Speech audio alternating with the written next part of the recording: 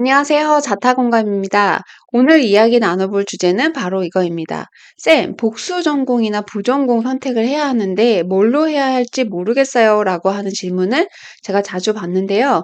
일단은 복수 전공, 부전공의 차이부터 좀 빠르게 알아보도록 할게요. 복수 전공은 주전공이 두 개로 학기도 두 개를 의미합니다. 학기 중에 주전공 하나를 제대로 듣는 것도 굉장히 어렵거든요. 그런데 누구는 같은 기간에 전공 두 개를 이수해내는 거죠. 그만큼 대학 생활을 전공 수업에 올인하다시피 해야 하는 거고요. 반면에 복수 전공은 주전공이 한 개, 부전공이 한 개이기 때문에 학기도 주전공 분야에 대해서 한 개만 부여를 받습니다. 대신에 이 주전공에 비해서 학점 요건이 낮기 때문에 상대적으로 학점 이수에 대한 부담이 덜하다라는 특징이 있는 거죠. 그러면 복수 전공, 부전공이 스펙으로서는 어떻게 기능할지 한번 얘기를 나눠볼게요. 앞선 차이만 두고 보면 복수 전공이 부전공보다 훨씬 더 많은 시간과 노력이 들어가니까 왠지 스펙으로서 더 인정받을 수 있을 것 같잖아요. 그런데 그렇게 단순하게 생각하시면 곤란하고요. 다음 두 가지 요소가 반드시 충족되어야만 스펙으로서 전공을 내세울 수가 있다라는 말씀을 드립니다. 일단 첫 번째는 지원 분야와 전공 간의 연관성이 높은가. 이게 사실은 가장 중요하죠. 아무리 내가 복수 전공을 했다고 해도 지원 분야랑 전혀 상관없는 분야에서 내가 지식을 쌓았다면 평가자 입장에선 그렇게 매력적이지가 않거든요. 그 다음에 두 번째는 주전공과 시너지 효과가 얼마나 큰가예요. 그러니까 주전공이 이고 복수 전공으로 뭘 선택했느냐 또는 부전공으로 뭘 선택했느냐에 따라서 그 주전공과의 시너지 효과가 크면 클수록 스펙으로서의 훨씬 더 효과를 발휘하게 된다라는 뜻입니다. 예를 한번 들어볼게요. 지원자 A, B가 있습니다. 그리고 이 둘의 전공은 이렇게 달라요. 근데 이걸로는 사실 어떤 지원자의 전공 스펙이 더 혹은 덜 뛰어나다고 말하기가 어렵죠. 각자의 선택에 따라서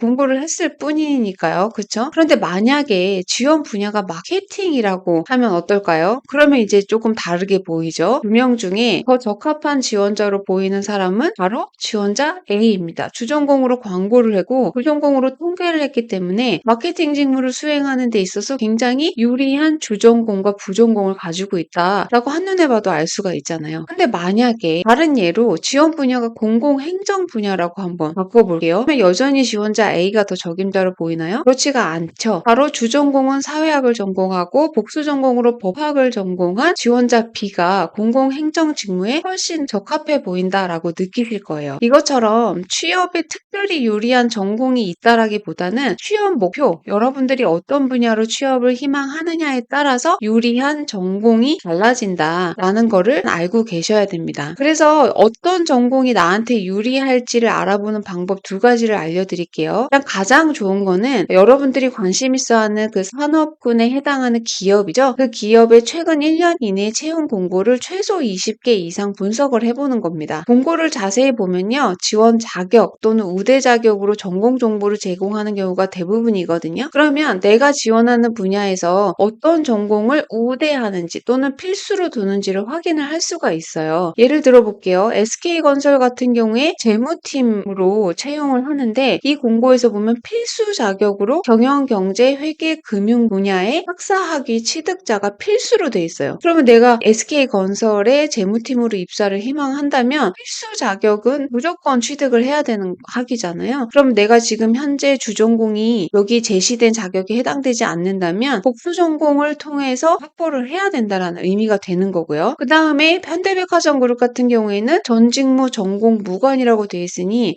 내가 유통업종에 백화점 계열 입사를 희망한다라고 하면 전공에 크게 구애받지 않아도 되겠죠. LG그룹 같은 경우에는 아예 Q&A에 복수 전공에 대한 인정 여부를 이렇게 명기를 하고 있거든요. 주전공이나 복수 전공 학위를 취득한 전공은 인정은 하지만 부전공처럼 학위를 인정하지 않은 경우에는 인정하지 않습니다. 라고 명확하게 제시를 하고 있기 때문에 역시나 LG 계열사에 지원을 할 때는 이 가이드에 근거해서 필수 자격이나 필수 전공이 있을 경우에는 내가 반드시 학위를 취득해야 된다라고 이해를 하셔야 되는 겁니다. 그 다음에 두 번째 방법은 가장 일반적인 방법인데요. 고용노동부에서 운영하는 워크넷 채용 포털 및 직업 정보 사이트거든요. 여기에 들어가서 한국 직업 정보 메뉴를 클릭한 다음에 여러분들이 관심 있어 하는 직업과 관련한 키워드를 입력하면 관련 직업이 하는 일부터 관련 전공, 심지어 평균 연봉까지도 상세한 정보를 확인할 수가 있어요. 예를 한번 들어볼게요. 워크넷 사이트에 들어오시면 이렇게 한국 직업 정보라는 메뉴가 보이시고요. 여기에서 제가 한번 입력을 해봤거든요. 빅데이터 분석이라고 키워드를 입력을 하면 빅데이터 분석가가 하는 일과 관련 자격, 관련 훈련, 평균 임금을 포함해서 빨간색 박스 안에 들어있는 관련 학과 정보까지 제공을 하고 있습니다. 그럼 현재 내가 주전공이 이 관련 학과에 해당되지 않는다면 이 중에 하나로 복수 전공이나 부전공을 하면 빅데이터 분석가로 취업을 하는 데 있어서 도움이 된다라는 얘기가 되는 거겠죠. 그래서 오늘의 결론은 이겁니다. 복수 전공, 부전공은 내가 마음대로 원하는 걸 그냥 픽하는 게 아니라요. 취업 목표에서 요구하는 필수 전공 또는 우대 전공을 먼저 확인한 후에 선택을 해야 하기 때문에 여기서 가장 중요한 게 바로 취업 목표를 최대한 빨리 정해야 한다는 겁니다. 왜냐하면 복수 전공이나 부전공을 선택하는 시기가 다 정해져 있잖아요. 그 시기 이전에는 최소한 취업 목표를 분명히 정해야 내가 후회하지 않는 선택을 할 수 있다라는 말씀을 드리면서 오늘은 마무리할게요. 더 자세한 취업이나 정책, 법률 정보는 네이버 블로그나 인스타그램 자타공감을 검색해서